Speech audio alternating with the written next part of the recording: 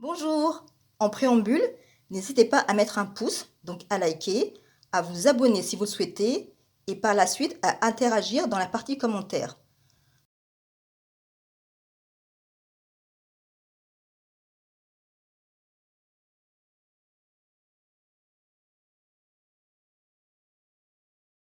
J'espère que vous allez bien. Nous allons voir ensemble l'importance d'ajouter des champignons, qu'ils soient comestibles ou non, au sein de votre composteur ou si vous pratiquez également comme moi le compostage en surface.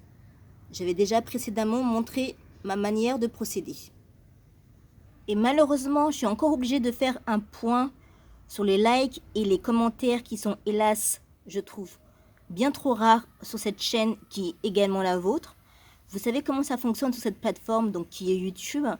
Pour que mon contenu soit mieux référencé, il faut forcément qu'il soit mis en avant. Donc cela passe par votre soutien qui est indispensable. Je vous remercie.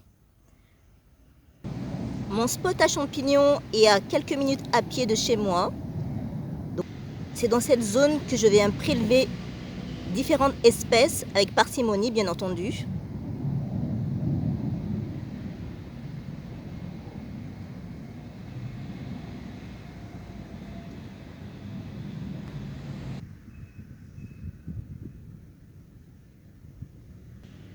Ces champignons évoluent dans un terrain propice.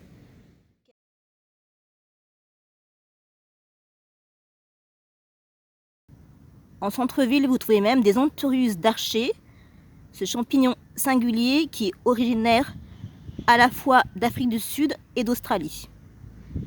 Il a une puanteur très forte et il se nourrit essentiellement de débris de végétaux.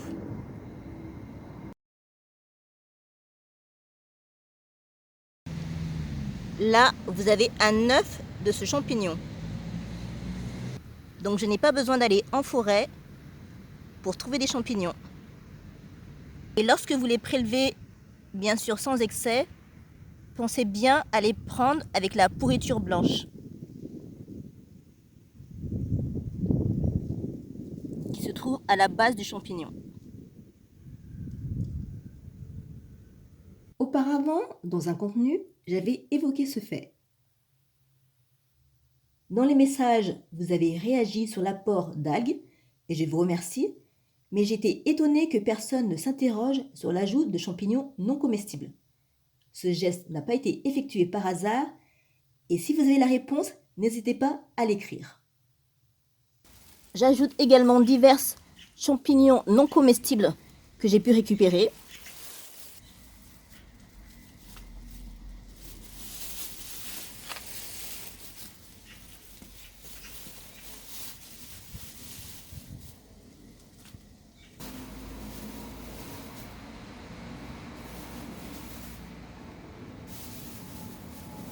À ce jour, comme personne n'a formulé de réponse, j'ai eu l'idée de réaliser cette vidéo qui, j'espère, vous sera utile.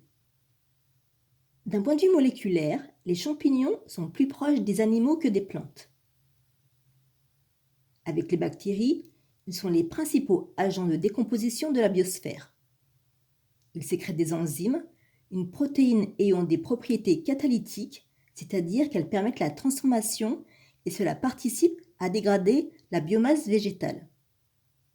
Sachez que les champignons décomposent les matières organiques et recyclent le carbone, l'azote ainsi que les autres composantes du sol et de l'air. C'est de cette manière qu'ils se nourrissent. Les ifs sont des filaments fongiques. Ils absorbent les substances nutritives dans le substrat. Le mycélium est l'ensemble des ifs dans lequel on retrouve des protéines. Quand vous prélevez, bien entendu sans excès, des champignons, veillez si possible à les prendre avec de la pourriture blanche à la base, car elle contient une partie du mycélium évoqué précédemment. Nombreux sont saprophytes. Ils vivent de la matière organique des organismes morts. En outre, ils extraient des nutriments carbonés car ils sont capables de décomposer la lignine, l'un des principaux constituants du bois. En les ajoutant lors de votre compostage, qu'ils soient en surface, locution adverbiale à ne pas confondre par exemple avec la profession un technicien de surface et ou au sein de composteurs, puisque ces procédés facilitent le processus naturel de décomposition de diverses matières. En se dégradant, les champignons vont restituer tout ce qu'ils auront absorbé et leur riche nourriture enrichira soit directement votre sol et ou votre compost. D'ailleurs, il existe des sachets de compost de champignons. Pour nourrir ma formidable terre argileuse, je procède avec cette méthode depuis plusieurs années et je suis pleinement satisfaite. Désormais présents dans votre jardin potager, en forêt ou comme moi en centre-ville, n'hésitez pas à les utiliser dans le process de compostage. Leur valeur est réellement bénéfique. De surcroît, en termes de ressources, elle est souvent locale et gratuite. Alors pensez-y.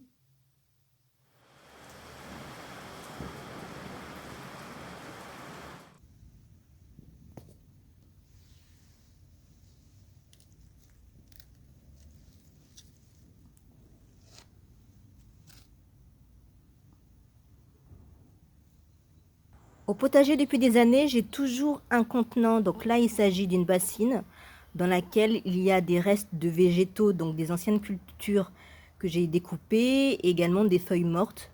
Je veille à ce qu'il soit équilibré en carbone azote.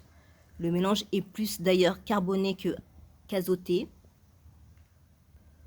Et par la suite, j'irai le mettre en partie dans le composteur fait à partir de cagettes. C'est mon système depuis fort longtemps.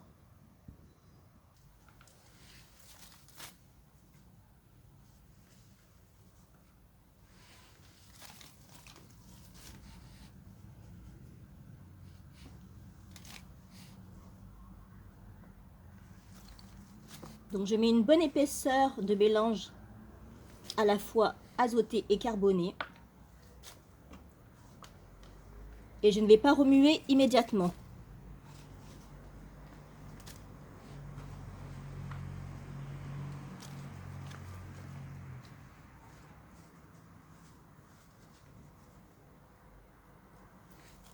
J'attendrai que la pluie tombe et je le ferai quelques jours après.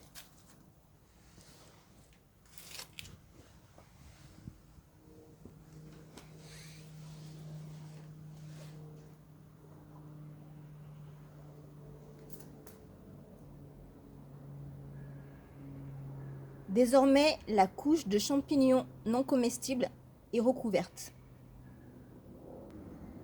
N'hésitez pas à me dire en commentaire si vous utilisez également des champignons, qu'ils soient comestibles ou non comestibles, au sein de votre composteur ou lorsque vous effectuez un compostage en surface. Je vous remercie d'avoir regardé cette vidéo. N'hésitez pas à visionner mes précédents contenus.